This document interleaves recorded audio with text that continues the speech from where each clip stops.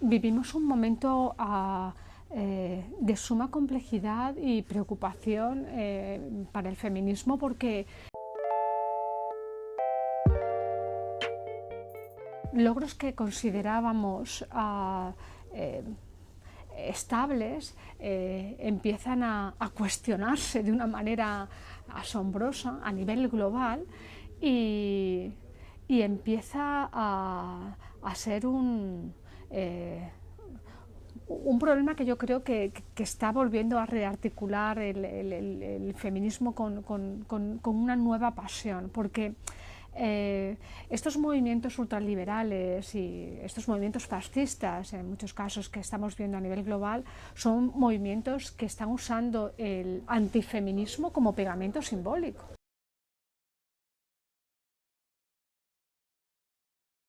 Pues justamente esa pregunta que sugieres de por qué trabajamos como trabajamos y por qué para trabajar y hacer bien nuestro trabajo necesitamos dedicar tantísimo tiempo a cosas que entendemos que no son nuestro trabajo. Una de las motivaciones de este libro es justamente la sensación de desafecto o la sensación de riesgo de desafecto con un trabajo que amamos. Y entiendo que el trabajo para quienes nos dedicamos al mundo intelectual, pero queda ampliado en este libro y prácticamente en mis últimos libros a quienes estamos en el mundo cultural, académico, creativo, esos trabajos intelectuales mediados habitualmente por pantallas, que vienen casi siempre de una vocación o de una motivación que nos hacen valorar muy por encima el poder hacer bien algo que nos motiva y que nos gusta y que tiene una repercusión en la sociedad. Esa motivación unida a una formación, porque en mi trabajo suelo hablar también de ese cambio generacional desde hace unos años en el que nos encontramos con personas que se dedican a este tipo de trabajos habiendo podido estudiar, siendo posiblemente las primeras generaciones en ir a la universidad, lo cual supone como esa expectativa añadida de querer hacerlo bien. Si queremos hacerlo bien, si tenemos esa motivación, esos trabajos, ¿por qué no podemos hacerlo bien? Esta pregunta de que algo nos puede estar perjudicando, neutralizando incluso ese hacer bien, que no solo es bueno para nosotros, sino bueno para la sociedad, me hace pensar en cuál puede ser el punto de entrada, que para mí fue muy claro, fue ese círculo entre el huevo y la gallina que tiene que ver con el informe y un ordenador. Yo cambié de trabajo porque por cuestiones de visión y de audición me costaba en las clases en la universidad atender a los estudiantes, y cuando cambié a un trabajo más orientado a la investigación, lo primero que necesitaba era un ordenador, porque el ordenador que yo antes usaba se queda en la universidad. Yo tenía otro personal, pero necesitaba un ordenador. Ese ordenador lo necesitaba para hacer proyectos. Por tanto, lo primero que yo pido es un ordenador para hacer proyectos, pero me dicen que para esos proyectos yo necesito un informe, un informe burocrático, claramente, que tenga determinados requisitos para poder conseguir ese ordenador. Y ahí empieza esa rueda sin fin, esa irracionalidad burocrática, en la que de pronto ves que gran parte de tu tiempo vas a tener que dedicarlo a hacer impresos con nombre, a hablar con siglas. Para mí esto era como muy deshumanizador. Es donde llega la pregunta: ¿por qué trabajamos como trabajamos? ¿Por qué vivimos como vivimos? ¿Y por qué los trabajos que hacemos, quienes estamos en esos ámbitos de lo intelectual, lo académico, los trabajos de los imaginarios, los trabajos creativos de comunicación, esos trabajos donde hay mucha motivación y vamos sumando pues más exigencias, o nos llevamos el trabajo a casa porque la tecnología nos permite llevarnos el trabajo y la burocracia a casa?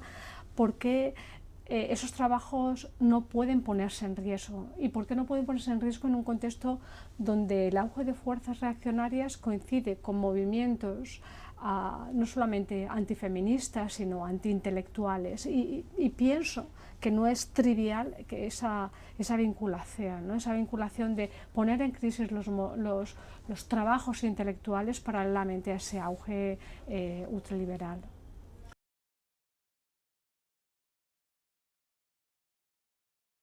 ahora que tenemos más trabajadoras y trabajadores culturales que nunca, ahora que podríamos en gran medida reorganizar tiempos para hacer bien el trabajo cultural, pero también para disfrutar del trabajo cultural, porque vivimos en una época en la que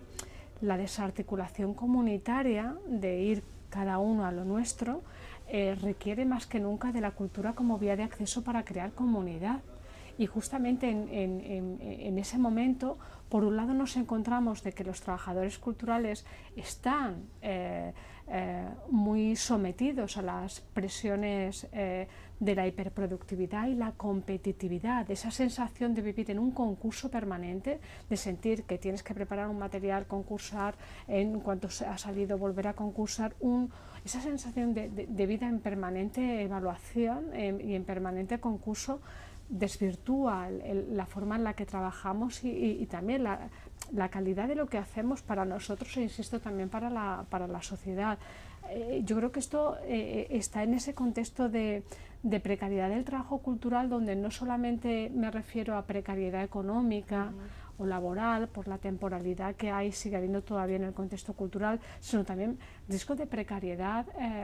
vital e intelectual, riesgo de que las cosas que hacemos, en lugar de hacerlas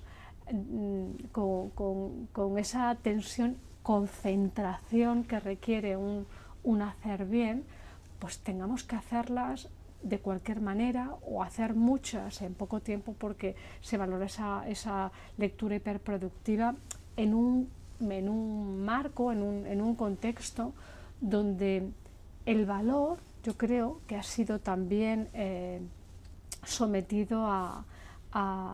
ese zarandeo tecnoliberal que critico en el libro, en tanto que el valor que se tiene en cuenta en la época contemporánea, el valor que prima es el valor cuantitativo, acumulativo, el valor de los números, el valor de acumular ojos, el valor de la audiencia, de considerar que lo que hacemos es mercado, es ante todo algo que tiene que ser rentabilizado, poniendo muy de lado o casi escondiendo en la sombra esos otros valores que la cultura representa y que tienen que ver con lo que nos recuerda que somos humanos. Y por eso yo creo que esos valores que no encajan bien en los ritmos contemporáneos, no encajan bien en esa celeridad de la productividad, del hacer mucho sabiendo que mañana lo que hemos hecho será sustituido por otra cosa, ¿no? Esa mezcla de aceleración, de caducidad, de excedente, de grandísima cantidad de contenidos que se eclipsan unas a otras, dificulta el poder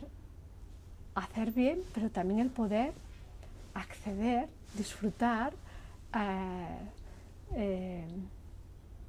gozar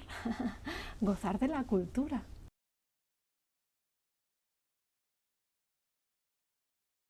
Yo creo que esto es uno de los corazones de lo que está pasando en el mundo a nivel crítico, porque no es trivial que esté justamente desacreditándose ese contexto que sería el único capaz de mostrar una resistencia o de ejercer de contraste, de zarandear a la ciudadanía o de cumplir su función. Yo creo que la cultura cuando realmente puede ejercer su función de una manera libre, ayuda a las personas a ser más libres, a pensar por sí mismas y no a seguir en esas inercias que hoy se favorecen de estar en contextos habitualmente online, en contextos donde hay muchas personas, donde tenemos la sensación de, vaya, estamos en un contexto muy plural. No, puede parecer plural porque los números son altos, pero es sumamente homogéneo. O sea, retroalimentar lo que ya sabemos, lo que ya pensamos con ideas preconcebidas en contextos muy homogéneos es lo que hace esa mala versión de la cultura digital mediada por plataformas. O sea, ese es el sucedáneo de la cultura de plataformas que tanto está dañando a la cultura y a los trabajadores de la cultura, en tanto está también neutralizando a muchos trabajadores que a veces por pura necesidad hay que comer para vivir, hay que alimentarse, necesitan un sueldo, ceden a trabajar y a entrar en esas rutinas precarias. Quizá para mí es muy importante esa toma de conciencia comunitaria, porque entiendo que desde esa desobediencia burocrática, desde esa desobediencia a lo que entendemos que nos toca hacer porque estamos en una institución, etcétera, yo creo que solo en esa alianza crítica de denuncia de que no, o sea, en esa negativa solidaria compartida de que no podemos seguir de esta manera, de que hay que hacer las cosas de otra forma, realmente la cultura puede recuperar ese cometido. Y para mí, en relación a lo que comentabas, hay algo muy importante, y es que en ese señalamiento de la cultura y también del contexto intelectual hay algo que no es inocente, porque cuando, por ejemplo, gobiernos como gobernantes como Milei o gobernantes como Donald Trump se alían en ese espectáculo de la motosierra contra la burocracia, hay en ellos una intención de poner al mismo nivel burocracia y sistema público.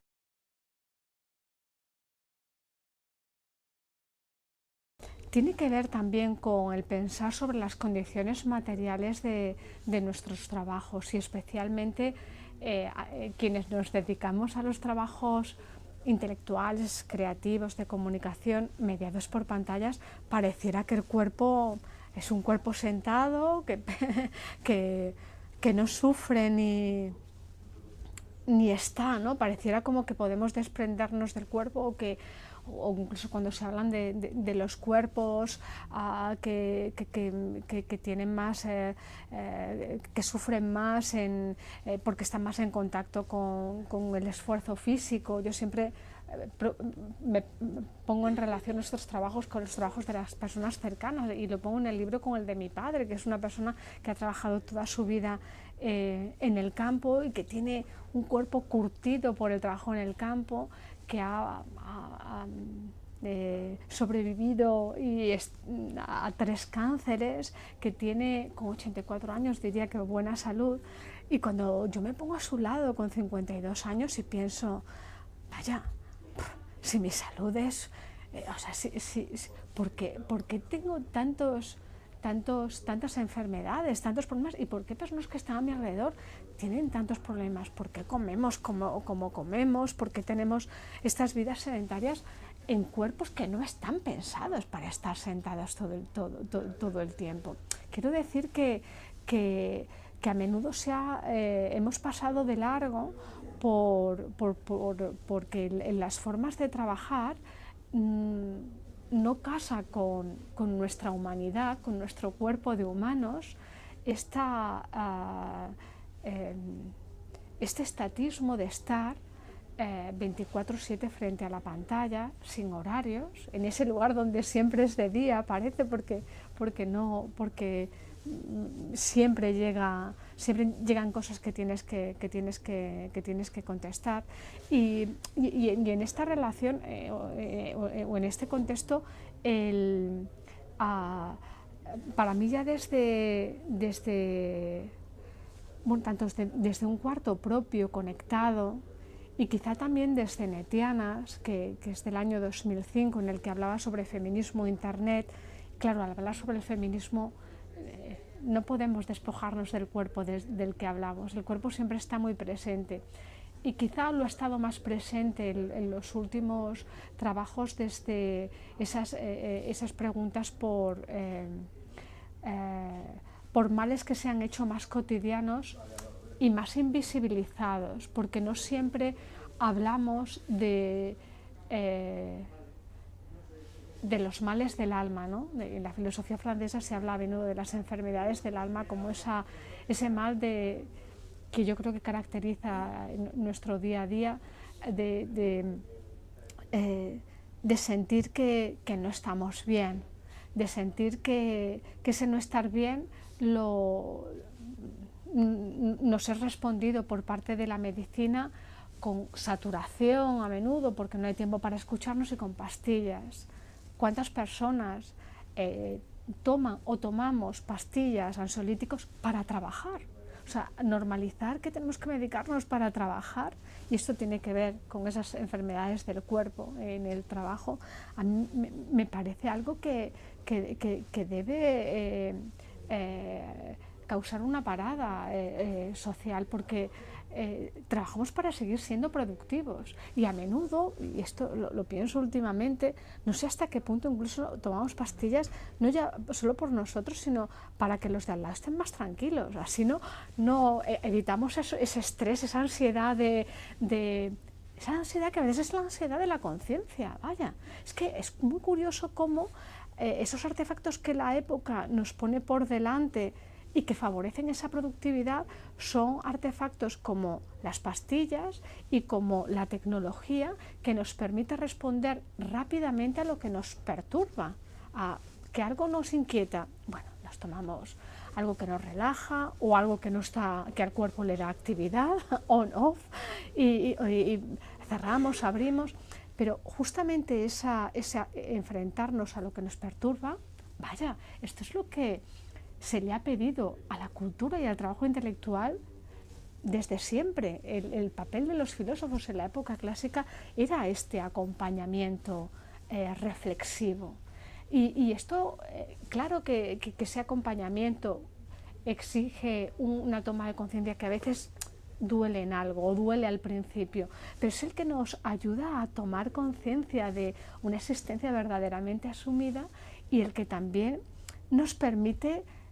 la alegría de la conciencia. Y creo que esto también es muy importante que lo tengamos en cuenta, que llevamos mucho tiempo llenando de emociones negativas el pensamiento, el trabajo intelectual, y hay multitud. Yo creo que todas las emociones positivas que tienen que ver con el ser humano vienen de esa conciencia y parten de ese punto de entrada que tú comentabas por el cuerpo.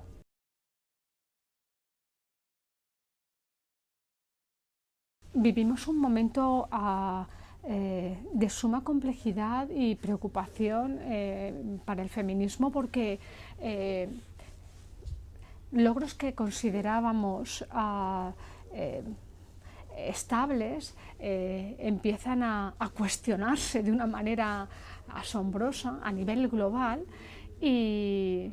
empieza a ser un problema que yo creo que está volviendo a rearticular el feminismo con una nueva pasión, porque estos movimientos ultraliberales y estos movimientos fascistas, en muchos casos que estamos viendo a nivel global, son movimientos que están usando el antifeminismo como pegamento simbólico. Es decir, la misoginia en muchos casos y el antifeminismo, claro, es lo que cohesiona determinados grupos que tanto en la manosfera como en los círculos cercanos o que miran a la manosfera se están extendiendo de una manera muy llamativa, porque presentan como nuevo algo que es sumamente viejo. O sea, esas lógicas patriarcales de dominación es lo que siempre hemos tenido, y se presenta ahora como si fuera una novedad. Esa mujer tradicional, esa tradwife que forma parte también del modelo que se intenta encubrir y que se estetiza en el contexto digital, forman parte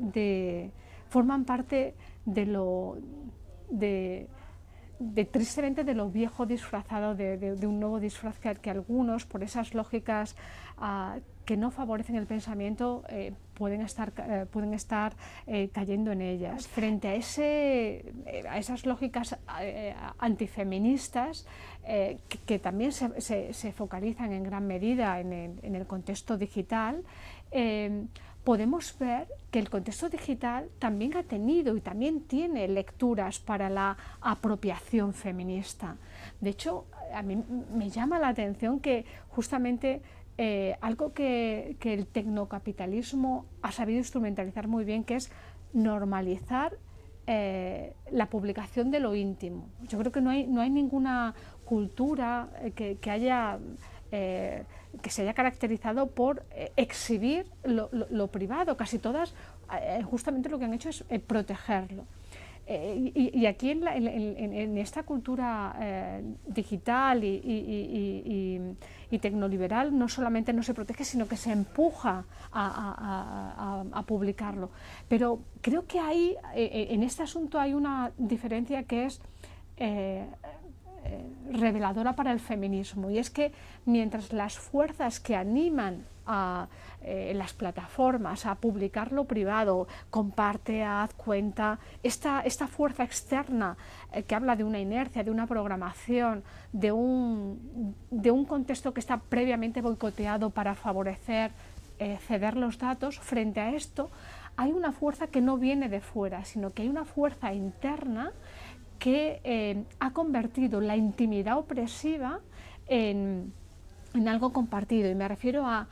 cómo desde el feminismo hemos sabido utilizar las redes para eso que callábamos, que se había normalizado como esto solo me pasa a mí, es que este tipo de violencia o esto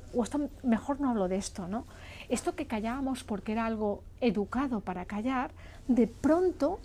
esa intimidad opresiva que dolía se comparte